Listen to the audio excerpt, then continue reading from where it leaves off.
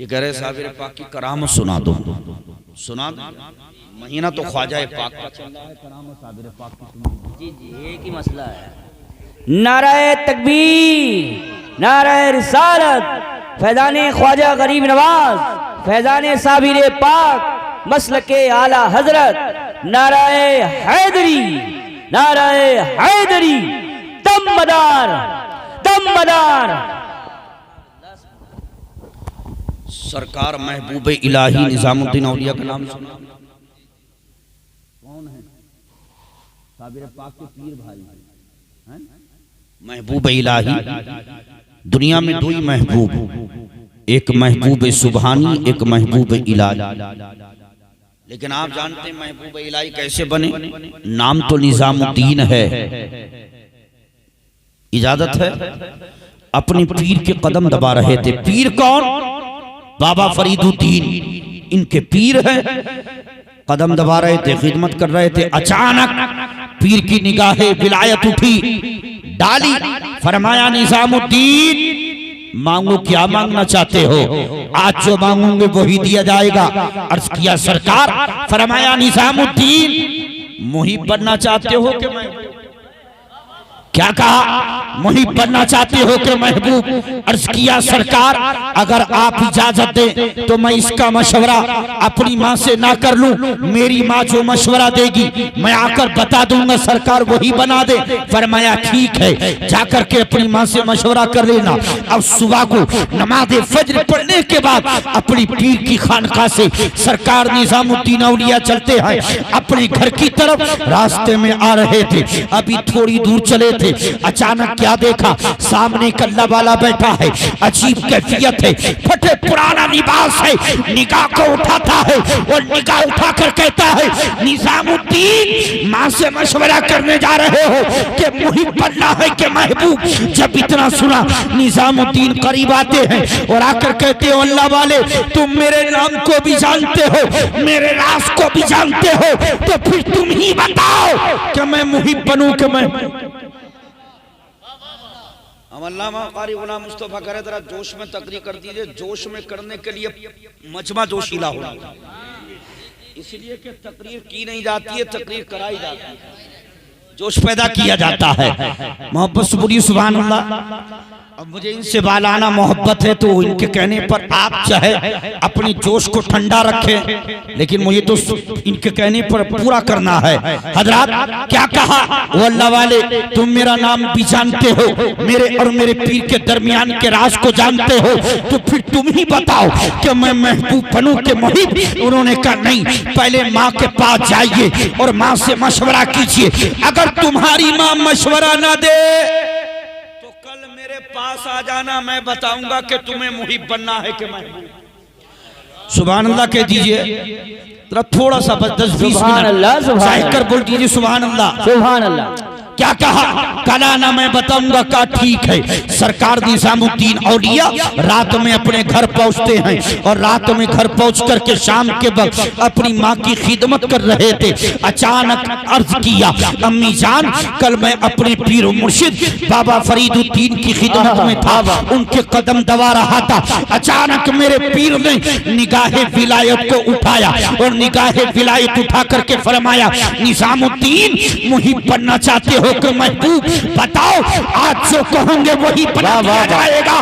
तो मैंने कहा मेरे पीर अगर आप इजाजत दे तो मैं अपनी माँ से मशवरा कराऊं, लेकिन मेरी बालदा जब मैं अपने पीर की बारगाह से चला था तो रास्ते में एक कलंदर बैठा था, एक अल्लाह वाला बैठा था, फटा पुराना लिबास था।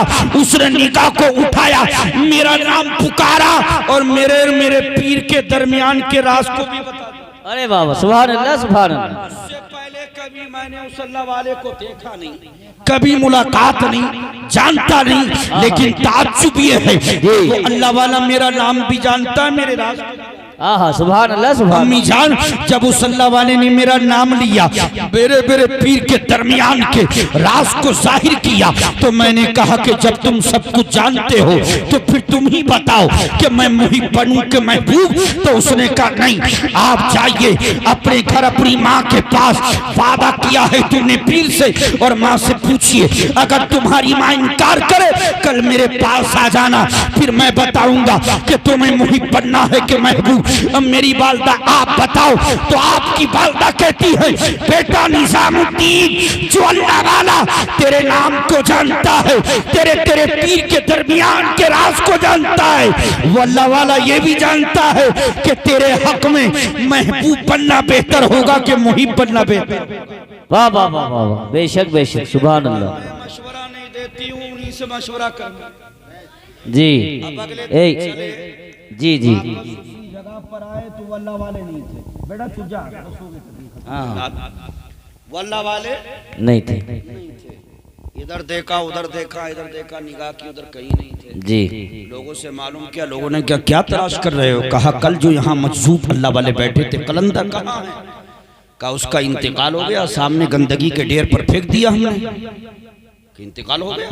कहा इंतकाल हो गया, उठाया हमने क्योंकि यहीं बैठा रहता था, ना नमाज थी ना रोजा था उसके पास, हमने उठाया। बुरा आदमी है, कभी न नमाज पढ़ता है ना रोजा, उठाकर गंदगी के ढेर पर फेंक दिया। निजामुद्दीन औलिया आगे गए और वाकई देखा तो वो गंदगी के ढेर पर लेटे हुए हैं।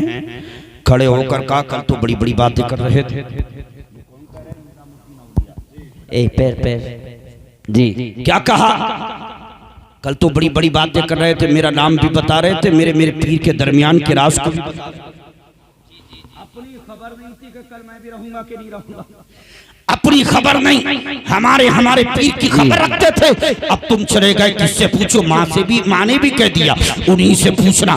अब पलट कर क्या माँ की तरफ जाऊं?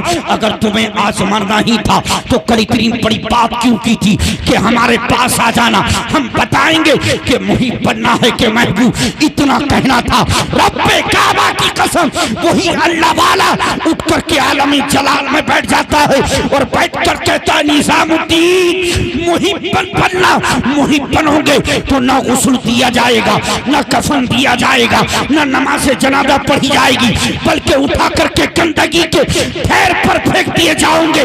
इसलिए महबूब बनना, महबूब बनोगे, नमाज भी होगी, गुस्ल भी होगा, जब दफन भी होगा, और कयामत तक तुम्हारे मजार का तुम्हारा नाम भी रहेगा। नाराए तकबीर, नाराए रिसालत, फैजाने औलिया, करामाते औलिया, सुभान अल्लाह सुभान। यही महबूब इलाही के हजरत अमीर खुसरू थे। इन्होंने कहा खुसरू जाओ सामान ले आओ, ये पुरानी दिल्ली आए, लेकिन वहां बड़ी भीड़ भाड़ थी, बड़ी भीड़ भाड़। इन्होंने कहा भाई इतनी भीड़ कैसे? के अल्लाह वाले का विशाल हो गया है, इंतकाल हो गया। उन्होंने अपनी हयात जिंदगी में ऐलान कर रखा था कि जो मेरे बादे विशाल मेरे जनाजे को कांदा देगा वो जन्नती हो जाएगा। लोगों ने घरों में ताले डाल दिए जन्नत खरीदने के लिए, अल्लाह वाले के जनाजे को कांदा दे, इसलिए इतनी भीड़ भाड़ है। आपने कदमों को पीछे हटाया और एक जगह पर अपने आप को कैद किया, आगे नहीं आए। जब जनाजा चला गया बाहर आए, सादो सामान लिया, पीर की बारगाह में, पीर की बारगाह में आए तो हजरत महबूब इलाही ने फरमाया खुसरू बड़ी ताखीर से आए हो। अदबन अर्ज किया हुजूर वहाँ बड़ी भीड़ भाड़ थी। का भीड़ भाड़? का हुजूर एक अल्लाह वाले का जनाजा जा रहा था, लेकिन भीड़ भाड़ इसलिए थी कि उन्होंने हयात जिंदगी में यह ऐलान कर दिया था कि मेरे बादे विशाल जो मेरे जनाजे को कांदा देगा वो जन्नती हो जाएगा। लोग जन्नत खरीदने के लिए घरों में ताला डाल करके आगे आ गए मैदान में, उनके जनाजे में। फरमाया साफ साफ क्यों नहीं कह देते हो कि मेरे पीर मैं भी जन्नत खरीदने में लग गया? क्या कहा महबूब इलाही ने? खुसरू साफ साफ क्यों नहीं कह देते हो कि सरकार मैं भी जन्नत खरीदने में लग गया था? इतना सुनते हैं खुसरू तड़प जाते हैं और सिसक कर पिलक कर रोकर के अर्ज करते हैं ऐ मेरे पीर नहीं, जब मुझे मालूम हुआ कि इस अल्लाह वाले का जनाजा है कि जिसने हयात जिंदगी में यह ऐलान कर रखा था कि मेरे बाद 20 साल जो मेरे जनाजे को कांधा देगा वो जन्नती हो जाएगा। तो मैंने ये सुनकर अपने कदमों को पीछे हटा लिया था। खुदा की कसम जब ये कहा तो महबूब इलाही कहते खुसरू, लोग घरों में ताले डालकर जन्नत खरीद रहे थे, जनाजे को कांधा दे रहे थे, तुमने पीछे कदमों को क्यों हटा लिया था? तो सरकार अमीर खुसरू रोने लगते हैं और रोकर के अर्ज करते हैं, सरकार सब कुछ जानने के बाद भी अगर मैं उस अल्लाह वाले के जनाजे को कांधा देता तो लोग मुझे पहचानते थे। लोग कहते देखो ये निजामुद्दीन का मुरीद खुसरू है जिसको अपने पीर की जात पर यकीन नहीं था, इसलिए इस अल्लाह वाले के जनाजे को कांधा देकर जन्नत खरीद रहा है। सरकार आपकी बारगाह में किस चीज की कमी है? इस खुसरू को जन्नत भी चाहिए तो सिर्फ आपकी बारगाह से चाहिए। वाह वाह वाह वाह, सुभान अल्लाह, सुभान अल्लाह, माशाअल्लाह। और ऐसा होना चाहिए पीर, लेकिन खुदा की कसम इतनी पावर वाला पीर भी जब कलियर शरीफ आता, क्या बात है, वाह वाह वाह। अलाउद्दीन साबिर पाक की बारगाह में आता तो साबिर पाक जिस अमामे को अपने चहीते हाफिज शमशुद्दीन के सर पर लपेटते थे उसको निजामुद्दीन औलिया अपने हाथों में अदबन लेकर खड़े हो जाते थे। ऐसे ऐसे लेकर सरकार साबिर पाक लपेटते जाते थे, महबूब इलाही देते जाते थे और खुदा की कसम रो करके कहते थे कि हम भी उसी पीर के मुरीद है और ये भी उसी पीर से मुरीद है, लेकिन फर्क ये है कि इनको दुनिया में किसी चीज से कोई ताल्लुक नहीं है। इन्होंने पैदा होते ही अपना ताल्लुक अपने खुदा से रखा। मतलब ये है कि हमने तो शादी भी की, हमारे बीवी भी हैं, बच्चे भी हैं, खानदान भी है, लोगों को आना जाना भी है, बातचीत भी है, सोना भी है, लेकिन ये अलाउद्दीन साबिर है कि ना बीवी, ना बच्चे, ना रोटी, ना बोटी, ना नींद, ना शोहरत, ना दौलत, बस सिर्फ अपने खुदा से लौ लगा रहा। और ये बचपन ही से था हजरत, ये बचपन ही से था, 1 घंटे से ज्यादा हो गया। बस एक करामत उनकी सुनाता हूँ, इख्तिताम करता हूँ। मोहब्बत से बोलिए सुभान अल्लाह। अल्लाह सुभान अल्लाह। के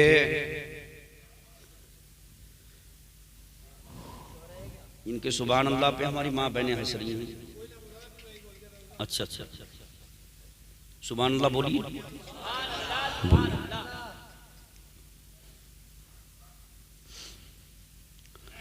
सरकार साबिर पाक रज़ियल्लाहु तबारक व तआला वो हैं कि एक मर्तबा आपके पीर बाबा फरीदुद्दीन ने फरमाया कि जब अल्लाह ने तमाम रूहों को जमा किया था और अल्लाह ने फरमाया था अलस्तु बिरब्बिकुम, क्या मैं तुम्हारा रब हूँ? तमाम ने कहा बला, हाँ, यानी तू हमारा रब है। हर रूह ने वादा किया। तो उस वक्त तमाम रूहों ने रब की बारगाह में सजदा किया था। मुझे याद नहीं कि मैंने एक सजदा किया कि 2 सजदे किए। तो महबूब इलाही आगे थे और साबिर पाक उनके पीछे थे। कोई नहीं बता रहा था मेरे मुरीदों बताओ, तुम्हारी रूहें भी तो वही थी कि मैंने 2 सजदे किए क्या एक किया? सरकार साबिर पाक ने कहा पीरो मुर्शिद क्या कह रहे हैं? कहा ये कह रहे हैं कि पीछे आना। पीछे किया, महबूब इलाही को साबिर पाक आ गए, फरमाया मेरे पीर आपने 2 सजदे किए। बाबा फरीदुद्दीन ने कहा अलाउद्दीन सबूत, दलील? फरमाया दलील ये है कि अलस्तु बिरब्बिकुम के बाद, बला कहने के बाद अब सजदे का हुक्म हुआ था। उस वक्त में मेरी रूह चली और मैं चल करके हजरत इब्राहिम के बराबर में खड़ा हो गया। हजरत जिब्रील ने उठाया, आपके बराबर में लाकर खड़ा किया। आप सजदा कर रहे थे, मैंने भी सजदा किया। फिर मेरी रूह चली और हजरत इस्माइल अलैहिस्सलाम के बराबर में खड़ी। उन्होंने फिर उठाया, आपके बराबर में खड़ा किया। आप सजदा कर रहे थे तो मैंने भी सजदा किया। फिर मेरी रूह चली और मैं चल करके अल्लाह के नबी मूसा कलीमुल्लाह के बराबर में खड़ा हो गया। हजरत जिब्रील ने मेरी पुष्ट पर मोहरे विलायत लगाया और लगाकर फरमाया ये अंबिया की सफ़े हैं, आप औलिया में से हैं, औलिया की सफ़े वो हैं, आप वहाँ खड़े हो जाएं। लाकर के आपके बराबर में खड़ा किया तो मैंने देखा कि आपने सिर्फ 2 सजदे किए। फरमाया जुब्बा उतारो, जो मोहरे विलायत जिब्रील ने तुम्हारे लगाई थी वो हम देखना चाहते हैं। हजरात ये किसी चलती फिरती बात से नहीं है, ज़माने हयात को आप पढ़े जो सिलसिला चिश्तिया के पाए के बुजुर्ग ने किताब को लिखा, हकीकत गुलदारे साबरी, जो साबिर पाक की हजरात हयात पर सबसे मोतबर मुस्तनद किताब है। उसी में आता है जब साबिर पाक ने अपना जुब्बा उतारा और घूमे तो जो मोहरे विलायत जिब्रील अमीन ने लगाई थी, रब्बे काबा की कसम, उसी मोहरे विलायत को देखकर बाबा फरीदुद्दीन खड़े हो गए और आगे बढ़कर के उसी मोहरे विलायत का बोसा ले। सुभान अल्लाह। तो पता ये चला कि सरकारे साबिर पाक रज़ी अल्लाह तबारक व तआला, और ये यही नहीं बल्कि उसमें लिखा है कि हजरत बाबा फरीदुद्दीन कहते हैं मैं सो रहा था, ख्वाब देखा कि मुझे मेरे पीर ने लिया, ख्वाजा कुतुबुद्दीन ने, और हुक्म दिया अलाउद्दीन साबिर को ले लो। उनको लिया, जब लेकर के हम दोनों को हमारे पीर ख्वाजा कुतुबुद्दीन चले और जहां पेश किया तो वो कोई दुनिया की बारगाह ना थी, बारगाह रसूल। पेश किया तो मुस्तफ़ा ने अपनी निगाह विलायत को उठाया और निगाह विलायत उठाकर अलाउद्दीन साबिर की तरफ डाली। फरमाया कि ये अल्लाह का वली है। वो खिलाफत के जो ताल्लुक से है ना जमालुद्दीन हासी का, तो वो बाद में कि उन्होंने चाक किया, लेकिन पाक पट्टन में 12 साल की उम्र में हजरत बाबा फरीदुद्दीन ने पहले ही बचपन में इनको खिलाफत से, वो तो एक तहरीर थी जो बाद में दी गई।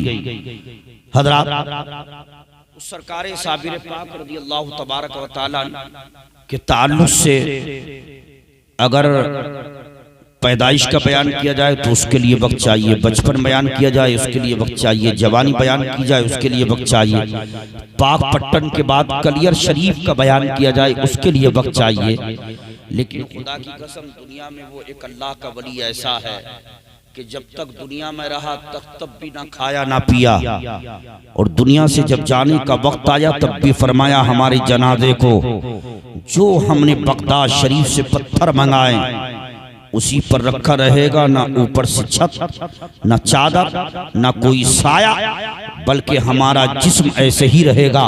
अर्ज किया था शमसुद्दीन ने सरकार कितने वक्त तक, फरमाया 200 साल तक बगैर साए के, बगैर छत के हमारा जिस्म ऐसे ही रहेगा। सरकार बारिश आएगी, तूफान आएगा, आंधियां आएंगी, गर्मी और सर्दी आएगी, फरमाया शमसुद्दीन हमारा जिस्म जहां रहेगा न गर्मी का असर, न ठंड का असर, न बारिश, न हवा, न तूफान, हमारा जिस्म अल्लाह की हिफाजत में रहेगा। हुजूर दुनिया में जो आया है और ये वही थे। बस आखिरी बात सुन लीजिए और इख्तिताम के एक मर्तबा सरकार की खिदमत में थे, अचानक अर्ज किया सरकार ये फना और बका क्या है। सरकार ने कोई जवाब नहीं दिया था, लेकिन एक वक्त आया, फरमाया शमसुद्दीन तुम चले जाओ पानीपत। सरकार पानीपत, फरमाया पानीपत चले जाओ। एक तुर्क बिरादरी के मौलाना कहीं बयान कर रहे होंगे कि हाफिज शमसुद्दीन भी तुर्क, हम भी तुर्क। तो वो मेरे सामने बात आई तो वो भी बैठे थे। मैंने कहा हजरत वो तुर्क नहीं थे, वो हसनी हुसैनी सादात थे। वालिद की तरफ से हुसैनी थे और वालदा की तरफ से हसन। वो तुर्किस्तान के जरूर थे, गांव के ज़हीर आदमी जी थे। हजरत तो अपना वोट बढ़ाने तो ऐसा नहीं है कि वो तुर्क थे, तुर्क नहीं थे वो, बल्कि हसनी हुसैनी सादात आले रसूल औलादे रसूल। तो फरमाया था शमसुद्दीन, और उम्र कितनी थी अल्लाह की कसम, जब मुरीद होने आए थे तो उम्र तकरीबन इनकी 62 साल। कितनी उम्र थी? 62 साल। और उस वक्त में सरकार साबिर पाक की उम्र थी 27 साल। कितना बड़ा फर्क हो गया उम्र में। लेकिन उम्र में ये बड़े, मर्तबे में साबिर पाक बड़े। और अकेले अब अगर दिल से आप सुने तो मैं थोड़ा सा, इसलिए कि अल्लामा रिहान कमाली साहब का भी हुक्म है और हमारे मौलाना कारी गुलाम मुस्तफा साहब ये तो ऐसे दीवाने हो गए साबिर पाक के अब हाँ बेशक आप कि एक वो नारा लगाते हैं वहां कि 12-12 साल तक न खाया न पिया, इसलिए उनको कहते हैं साबिर पिया। कि पहले तो जलाकर खाक किया, कलियर की जमीन को पाक किया, फिर अल्लाह के नारे से की जलवा नुमाई। फुकरा ये नारा लगाते हैं और हकीकत भी है सरकार साबिर पाक ने इसी जमीन को कयामत तक के लिए ऐसी इज्जत, ऐसी शोहरत अता की है कि दुनिया में कोई कहीं भी रहता हो, आप कलियर शरीफ का नाम ले दीजिए, साबिर पाक का नाम ले दीजिए, आदमी कुर्सी पर बैठा होता है। अपने वक्त का हमने देखा मुंबई में करोड़पति है, अरबपति है, लेकिन जब इंट्रोडक्शन कराया जाता है ये हजरत कलियर शरीफ में रहते हैं, साबिर पाक में रहते हैं, तो हमने देखा अपने वक्त का करोड़पति भी खड़ा हो जाता है। आप उस दयार में रहते हैं कि जिस दयार में जाने की मैं सालों से तमन्ना करता हूं। ओ साबिर पाक रब्बे काबा की कसम 62 साल की उम्र में हाफिज शमसुद्दीन आए, अकेले नहीं आए, 11 लोगों का काफिला लेकर आए।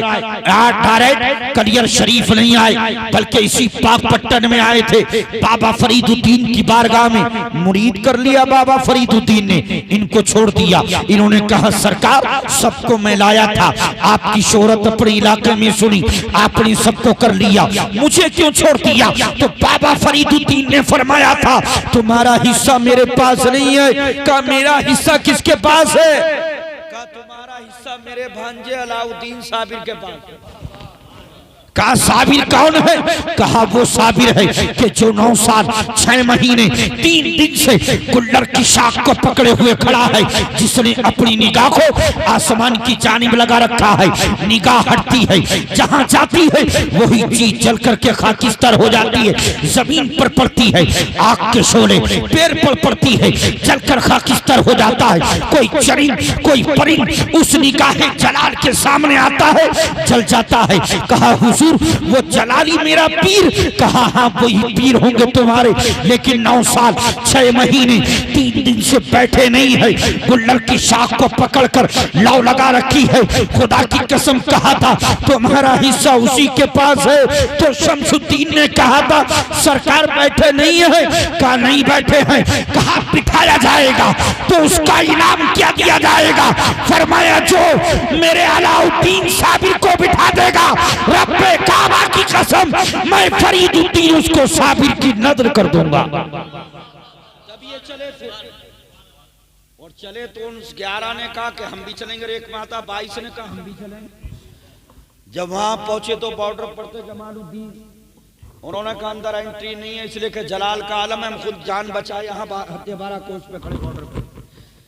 कहा वो तुम खड़े हो, हम खुद नहीं आए, इनके पीर ने भेजा है, लेकिन ये कहा निगाहों के सामने मत जाना, पीछे रहना। का ठीक है पीर ने भेजा है, बताया भी होगा। का बताया कुछ नहीं तो पढ़ते हुए जाना मौला करीम साबिर, दाता करीम साबिर, आका करीम साबिर, ख्वाजा करीम साबिर अल मदद। पुष्ट के पीछे रहना, निगाह के सामने मत जाना। चले थे 22 हम असर उलमा को लेकर के। खुदा की कसम जब पहुंचे तो क्या देखा? बाएं हाथ से गुल्लर की शाख को पकड़ रखा है, निगाह को आसमान की जानिब लगा रखा है। निगाह हटती है, जहां जाती है वही चीज जल करके खाकिस्तान हो जाती है। खड़े रहे, हिम्मत नहीं थी कि निगाह के सामने जा सके, पीछे खड़े रहे। 1 दिन हो गया, 2 दिन हो गए, 3 दिन हो गए। 3 दिन के बाद उन्होंने कहा था शमसुद्दीन ये अल्लाह वाला है जिसने गुल्लर की शाख को पकड़ रखा है, निगाह को आसमान की जानिब लगा रखा है। निगाह हटती है, जहां जाती है जिस चीज पर जाती है वही जल करके खाकिस्तान हो जाती है। हमारे अंदर ताब नहीं, ये अल्लाह वाला निगाह करम नहीं कर रहा है, निगाह रहमत नहीं कर रहा है, निगाह विलायत नहीं कर रहा है। अब हमारी पिंडियों में ताब नहीं, ताकत नहीं, कुव्वत नहीं कि हम खड़े हो सके। इसलिए शमशुद्दीन हम वापस चलना चाहते हैं। चलो वापस चलो। खुदा की कसम उस वक्त शमशुद्दीन ने कहा था, ओ लोगों, जब तक अलाउद्दीन साबिर को नहीं देखा था दिल में औरों की मोहब्बत थी। अलाउद्दीन साबिर को देखा है, दिल साबिर की मोहब्बत का मदीना हो। अब मैंने फैसला कर लिया है कि जब तक ये निगाहे करम नहीं करेंगे, निगाहे रहमत नहीं करेंगे, शमशुद्दीन भी नहीं जाएगा। मेरी रगों में भी हुसैन पाक का खून है। जाऊंगा नहीं। खड़े हो गए, 22 वापस आ गए। 22 दिन तक खड़े रहे। 23वां दिन आया, जलाल से जमाल की तरफ आए। आलमी इस्तगराक आपसे दूर हुआ, आलमी दुनिया में आए। फरमाया 22 दिन के बाद किसी की आहट को महसूस कर रहा हूँ, किसी की खुशबू को महसूस कर रहा हूँ। अर्ज किया, सरकार मैं हूँ शमशुद्दीन, आपका गुलाम, आपके पीर बाबा फरीदुद्दीन ने भेजा है। कहा निगाहों के सामने आ जाओ। निगाहों के सामने आए। फरमाया क्या नाम है? कहा शमशुद्दीन है। किस लिए आए हो? कहा सरकार आपसे मुरीद होने आया हूँ, अपनी गुलामी में कबूल फरमाने। मुस्कुराए। फरमाया खुदा का शम्स आसमानों पर है, जाओ आज से तुम हमारे शम्स हो, मेरा शम्स जमीन। जाओ वापस जाओ, अभी मेरे पीर की खिदमत में रहो। मेरे पीर आखिरी वक्त में कुछ चीजें देंगे, उनको लेकर के आना।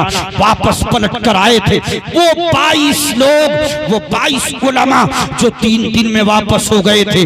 जब पीर की बारगाह में वो बैठे थे और शमशुद्दीन पहुंचे तो उन सब ने कहा, देखो देखो वो शमशुद्दीन आ रहे हैं जो 22 दिन तक खड़े रहे। लेकिन इनसे पूछिए इन्होंने 22 दिन तक क्या खाया और क्या पिया।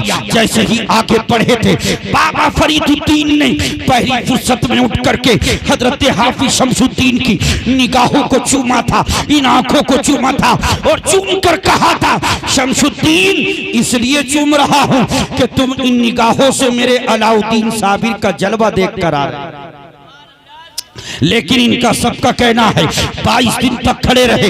ये बताओ कि तुमने 22 दिन तक क्या खाया और क्या पिया। तो अर्ज करते हैं मेरे पीर, वहां खाने की कहां हो रही थी, वहां तो जान के लाले पड़े हुए थे, जान बचाना मुश्किल था। वहां मैंने कुछ खाया पिया नहीं है, बल्कि ऐसे ही खड़ा रहा। तो कहा क्या तुम्हें भूख नहीं लगती थी? अर्ज करते हैं सरकार, जब जब मुझे भूख लगती थी मैं पंचों पे बल खड़ा होता था, निगाहों को ऊंचा करता था, अलाउद्दीन साबिर के चेहरे के रुखसार की झलक जैसे ही देखता था, देखते ही मेरी भूख और प्यास खत्म हो जाती।